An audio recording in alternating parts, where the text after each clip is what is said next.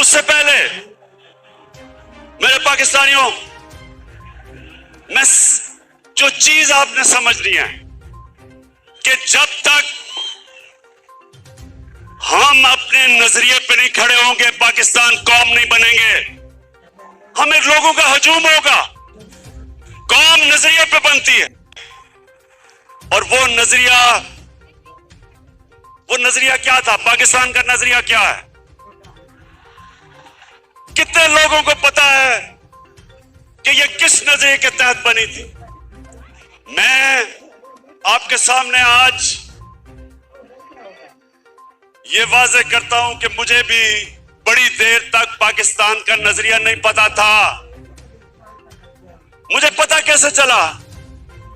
18 سال کی عمر میں باہر گیا، یونیورسٹی باہر پڑھی، پھر میں کرکٹ کھیلتا تھا، آدھا سال دنیا میں باہر پھرتا تھا.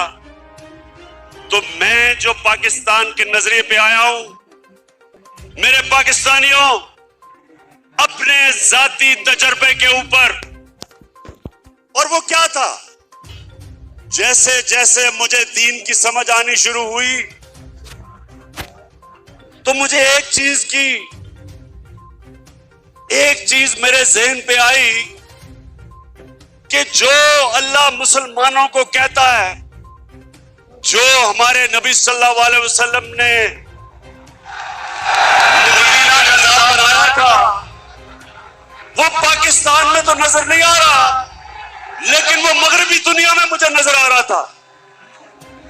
مجھے آہستہ آہستہ پتا چلا کہ محمد عبدو جو 100 سال سے پہلے یورپ گئے تو انہوں نے ایک جملہ کہا. نوجوانوں، انہوں نے جملہ یہ کہا کہ یورپ میں مجھے مسلمان تو نہیں نظر آئے، لیکن بڑا اسلام نظر آیا. اور واپس جب وہ مصر گیا تو کہتا یہاں مسلمان تو بڑے ہیں لیکن اسلام نہیں نظر آ رہا. تو میں نے اپنے تجربے سے جو میں نے مغربی معاشرے کو سمجھا تو مجھے پہلی دفعہ سمجھ آیا کہ فلاحی ریاست کیا ہوتی ہے. پاکستان میں تو کوئی فلاحی ریاست نہیں تھی. میں جب پہلی دفعہ برطانیہ گیا تو پہلی دفعہ میں نے سمجھا کہ فلاحی ریاست کیا ہے. برطانیہ میں ایک عام آدمی کے لیے ہسپتال میں مفت علاج، اس کے بچے کے لیے مفت تعلیم. وہ بے روزگار ہوتا تھا تو حکومت پیسے دیتی تھی، ان امپلائمنٹ بینیفٹس. وہ عدالت میں جاتا تھا تو حکومت اس کو وکیل کر کے دیتی تھی. یہ پہلی دفعہ ہم نے دیکھا. اور یہی میرے نبی صلی اللہ علیہ وسلم نے مدینہ کی ریاست میں دنیا کی تاریخ کی پہلی فلاحی ریاست بنائی تھی، جدھر پہلی دفعہ ریاست نے ذمہ داری لی تھی اپنے بیووں کی، یتیموں کی، غریبوں کی، بوڑھوں کی، معذوروں کی. یہ پہلی دفعہ مسلمانوں کی ریاست میں یہ چیز آئی تھی. تو یہ تو میں نے یورپ میں دیکھی، اسکینڈینیویا میں دیکھا کہ وہ کس طرح اپنے غریب طبقے کو اوپر اٹھاتے ہیں.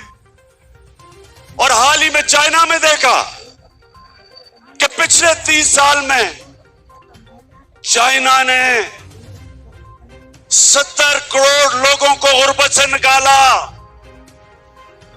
یہ وہ ہمارے نبی صلی اللہ علیہ وسلم کے جو احکامات تھے ان پہ چل رہے ہیں. پاکستانیوں، یہ یاد رکھیں کہ ہمارے نبی صلی اللہ علیہ وسلم رحمت للعالمین تھے. ہمارا جو خدا ہے وہ رب العالمین ہے، سب انسانوں کے وہ خدا ہیں. اور ہمارے نبی سب انسانوں کے لیے رحمت بن کے آئے. اس کا مطلب کیا؟